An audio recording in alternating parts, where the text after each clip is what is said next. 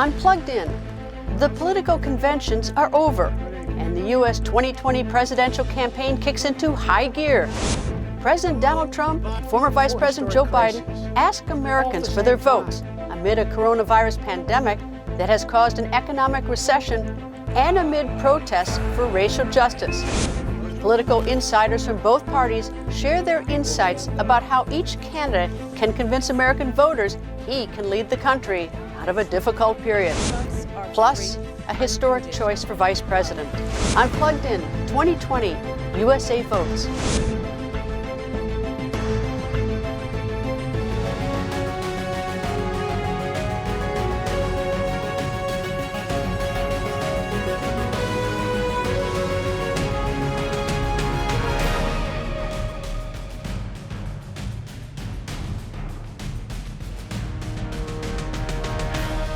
Hello and welcome to Plugged In. I'm Greta Van Susteren, reporting from Washington, D.C.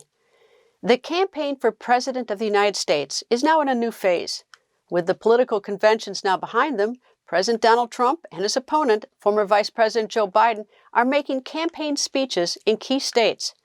Both are presenting competing visions of how he would handle domestic issues of racial justice, the coronavirus pandemic, and the economic recession triggered by the pandemic. There are also stark differences in how the presidential candidates view foreign policy. Here's VOA senior White House correspondent Patsy Widakuswara. In his acceptance speech at the Republican National Convention, President Donald Trump argued that his opponent, Democratic presidential nominee Joe Biden, is a weak leader who will destroy the country. Joe Biden spent his entire career outsourcing their dreams and the dreams of American workers, offshoring their jobs, opening their borders, and sending their sons and daughters to fight in endless foreign wars. During the Democratic National Convention, Biden, vice president during the Obama administration, portrayed Trump as a dangerous leader who has ruined America's standing in the world. I'll be a president who will stand with our allies and friends and make it clear to our adversaries the days of cozying up to dictators is over. Under President Biden, America will not turn a blind eye to Russian bounties on the heads of American soldiers. The Democrats' foreign policy platform opposes forever wars, proposes less spending on national defense, and criticizes China's trade practices. The Republican Party continues to rally around President Trump's foreign policy agenda, which he sums up as America First, a slogan he made famous during his 2016 campaign. Other foreign policy goals: bring American troops home and end reliance on China. Secretary of State Mike Pompeo lauded Trump's America First policies. It may not have made him popular in every foreign capital, but it's worked. The Democrats featured Republican Colin Powell, former Secretary of State under the George W. Bush administration, who said Biden will take care of American troops. It comes from the experience he shares with millions of military families, sending his beloved son off to war and praying to God he would come home safe. Trump's speech focused mainly on China in the context of the pandemic, trade relations, and outsourced jobs, claiming that Beijing would own the U.S. if Biden got elected. The Republicans are talking about who is more hardline and who can be tougher on China. The Democrats are speaking about who can be more effective in competing with China. This isn't just about poking the dragon through bellicose speeches, insults, and accusations.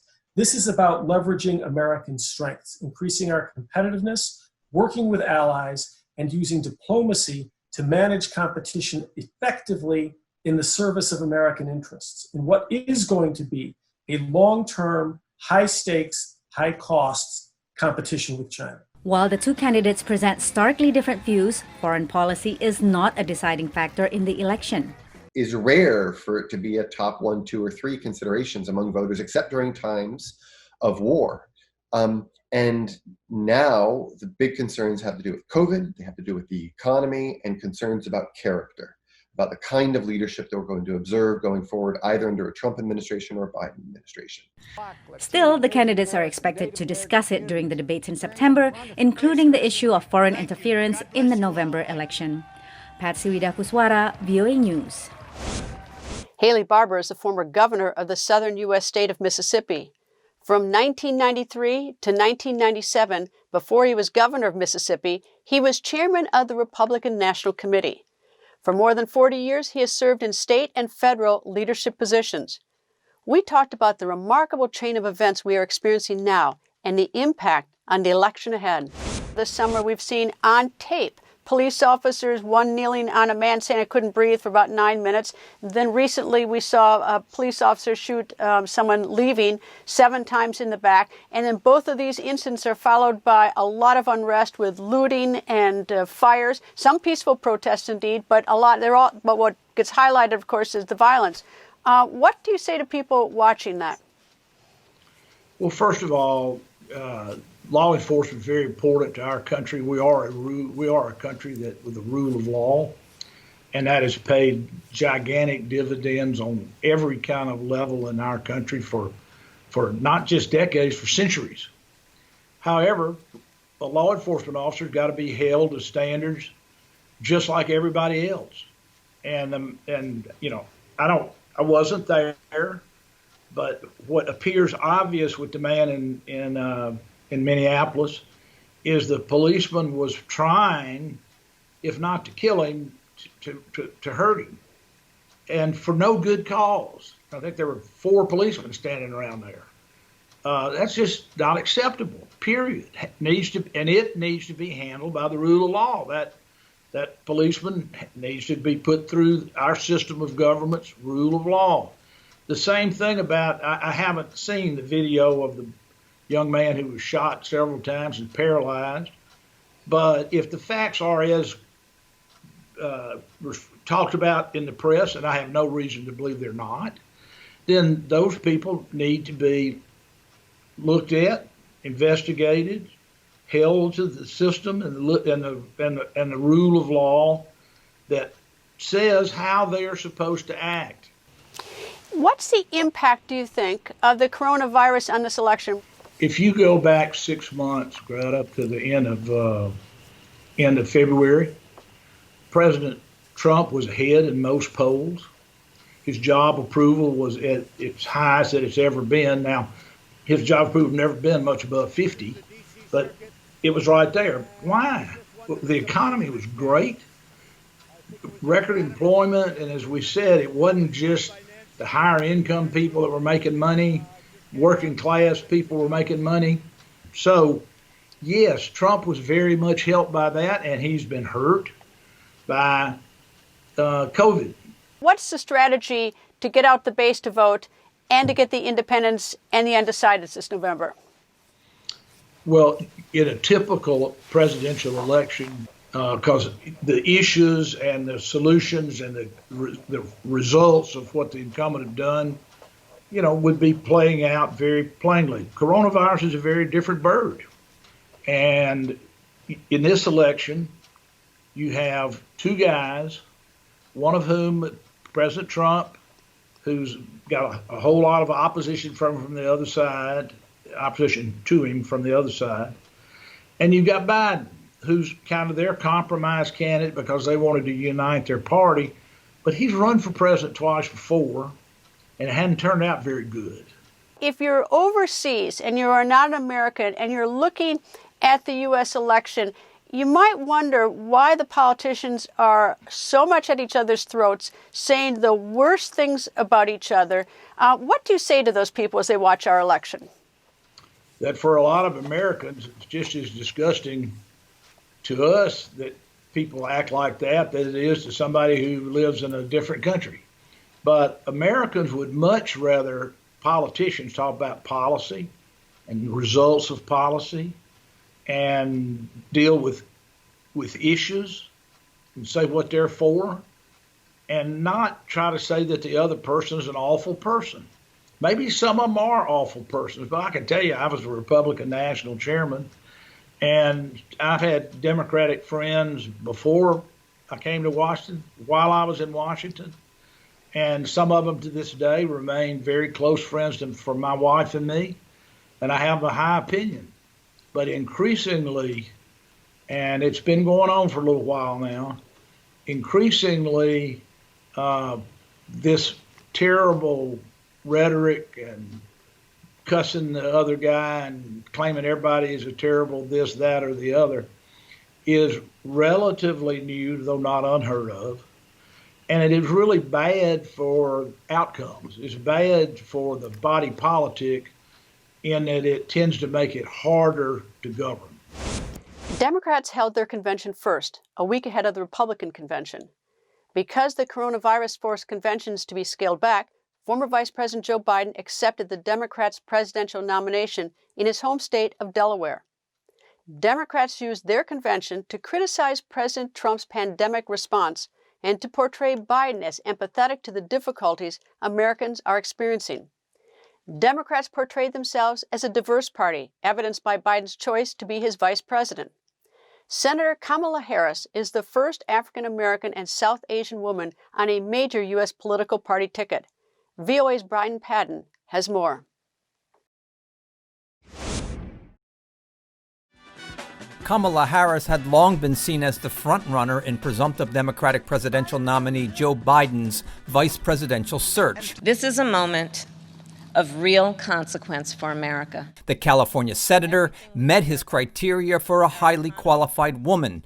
Biden also faced pressure from within his party to choose an African American at a time when much of the country is focused on racial justice. I think it's a great choice by Biden. Look, it's up to him right now to run a safe, smart campaign. Kamala Harris is a known entity. She's trusted. She's someone who has been vetted on the national stage, and she's a smart pick for it. The selection of Harris, the daughter of Jamaican and Indian immigrants, should energize key Democratic constituencies. I'm really happy that it's her, and obviously as a Black woman, it's just remarkable to see, myself sort of represented on a national ticket in my lifetime. So I'm really excited about it. Harris boasts experience as California's former top prosecutor and in the Senate, where she gained prominence for her tough questioning of President Donald Trump's nominees, including Supreme Court nominee Brett Kavanaugh at his 2018 confirmation hearing. A dynamic speaker, the one-time rival of Biden for the nomination is expected to be a formidable opponent to Republican Vice President Mike Pence on the debate stage. The choice of Harris, a relative political moderate in a party trending leftward, could solidify Biden's support among pro-business independents, but she may disappoint the most progressive elements of the party, demanding radical government intervention in the economy. Harris is seen as a safe choice for a campaign that is already ahead in public opinion polls, challenging a president whose leadership is being put to the test by the pandemic and an economic crisis. Brian Padden, VOA News, Washington. Debbie Dingell is a Democratic congresswoman from the Midwestern U.S. state of Michigan. She has been a member of the U.S. House of Representatives since 2015. Before being elected to Congress, she was chair of the Board of Governors at Wayne State University and worked for General Motors. We discussed the country's political divisions and its impact on the presidential campaign. What would you say for someone who's watching this, for instance, from Africa, and the person says, what is going on in the United States? Every time we're seeing it across the world. People are on edge. COVID's turned the world upside down. So we're already suffering from much anxiety, stress, economic worry. And in many countries, we're seeing ourselves pitted against each other. We all have to take deep breaths. In my country, we are very lucky. Our democracy is one of the greatest forms of government.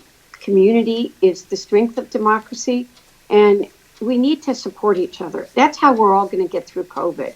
So I'm deeply distressed by what I've seen, but I believe in the hope of America. I believe in our future. There's a lot of unrest in some major cities in this country right now. There's talk about racism. There are people being shot, whether it's a police officer on an African-American citizen. Then you've got people lighting fires, and we've got a lot of looting. What are we going to do about this violence in these cities? It is very clear in this country that we're at a crossroads. And we do need to talk about racism in this country. During the month of August, we saw 2 videotapes. After all of us, not only in this country, but around the world, saw the murder of George Floyd in Minnesota by a policeman with a chokehold, we, as you just said, watched a man in Wisconsin be shot in the back 7 times in front of his 3 children. And we're still really waiting to even understand why that happened. But at the same time, we saw a 17-year-old young white man walk down the street with a semi-automatic weapon, be given water by the police, people saying he had just shot someone. It turns out that he had killed 2 people and wasn't stopped. We need to have a conversation. Black people are treated differently than white people, but we need to not throw kerosene on the fire. We need to have uncomfortable conversations. If you just pay attention to social media and read the headlines, you would think that Democrats and Republicans hate each other, that's war. But as a practical matter in this country, there's much legislation where Republicans and Democrats actually work together. It isn't always what we see in the headlines, right? Social media was something that was founded to connect us, and I think that it is singularly lending itself to the destruction of civil society because of the anonymity in which people are able to say anything they want, that they are able to bully each other.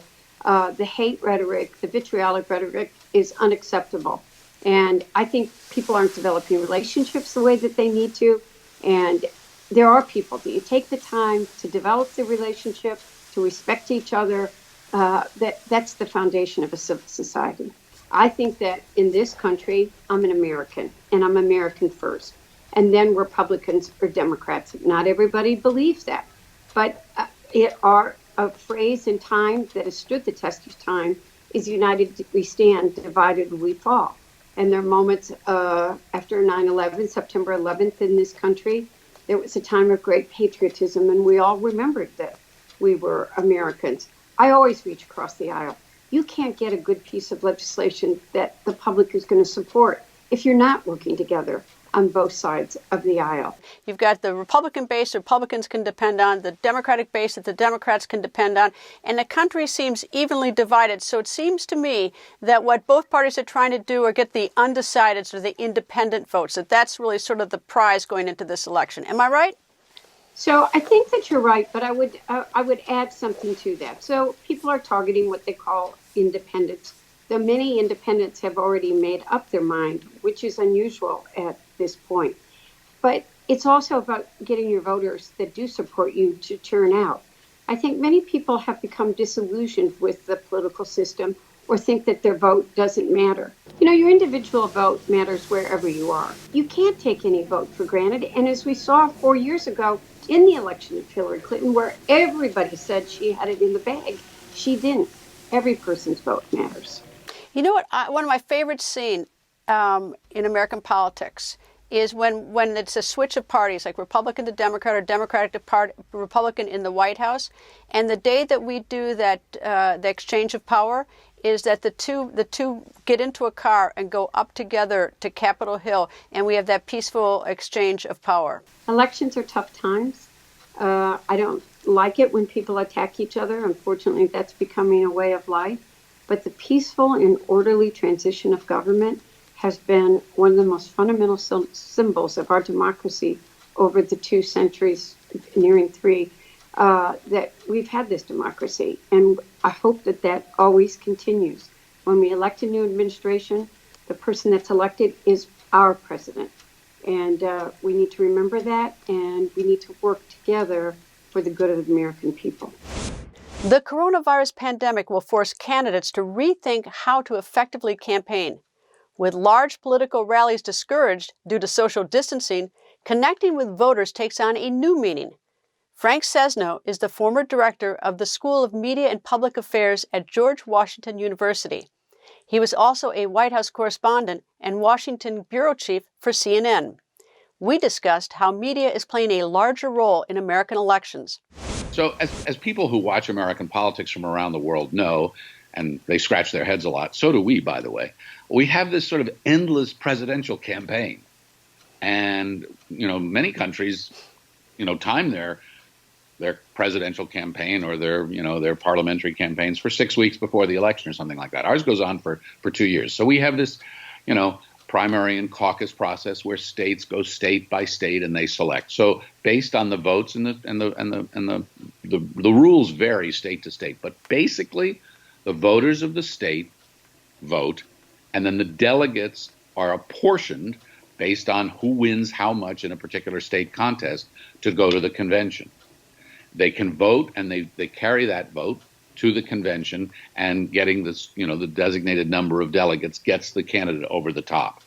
And then all the delegates and all the media and all the party faithfuls, they descend upon a particular city that has been determined to be where the convention is going to be held. And that, of course, cities love that because it's a lot of money. And it's a big arena and people gather. We didn't have that this year. It was different. No, I mean, as I say, I've been to many of these, and they're big parties / television commercials / conventions where the party faithful from all over the country, really around the world, because the American territories, Guam and things like that, come into. Everybody wears silly hats and buttons, and they hang around their state or territory flag and banner. And it's a party, but it's also a very important organizing event for the parties. Often I think the media dismiss these a little bit too out of hand, because the real impact, or one of the impacts anyway, is to energize all these people to go back out to their states to work very hard on behalf of the party and the candidate. This year, that gathering didn't happen. The cities are chosen very strategically because the parties are trying to use their influence in those locations to tip a vote come Election Day. It was supposed to be this year where they were getting together, and as they would normally, and because of COVID, these were virtual conventions, or largely virtual conventions. The president convened some people, rather controversially, on the lawn of the White House. But these were virtual, and so a very, very, very different kind of gathering. It confuses people, I think, around the world that 2016 is the best example of this, is that the candidates were Secretary of State Hillary Clinton and then businessman, now President Trump. And Secretary of State Hillary Clinton got more votes than President Trump, but President Trump won. How come? Well, it's what we call our electoral system. And our electoral system was designed so that every state has a say in this. And it was actually designed to reflect the very problem that we're experiencing now in many other countries are, which is a big urban-rural divide. Our founders did not want just the cities running, and just making these decisions. They put a federal system in place, so we have the states. And so the states have a formula for their electors, and the electors are the ones who reflect the votes of those states. So we don't have a popular vote, a national popular vote in the United States, which is why Hillary had 3 million more votes than Donald Trump, but Donald Trump won the Electoral College, as it's called, reflecting the different states. And it's, this has been a big problem, and it's an accelerating problem as we urbanize. And I expect it'll continue to be so. Your thoughts on these debates that are coming up between now and November 3rd?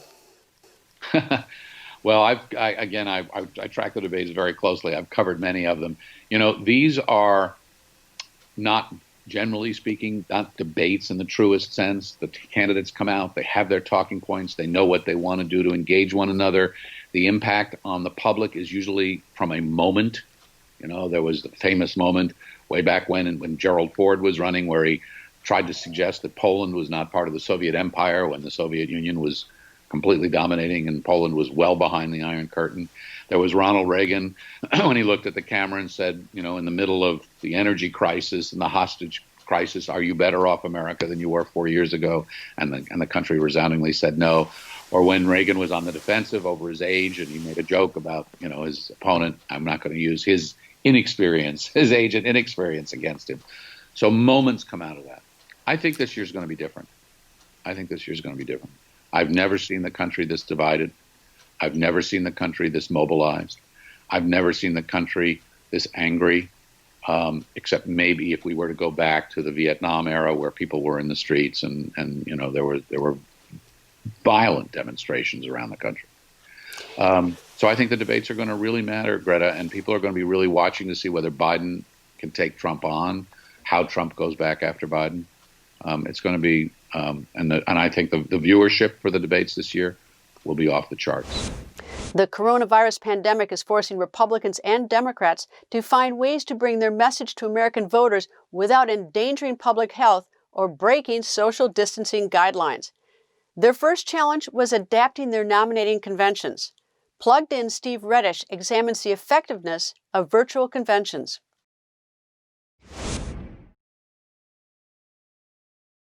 We as a state, want to bring forth our delegates, 172 for Donald Trump.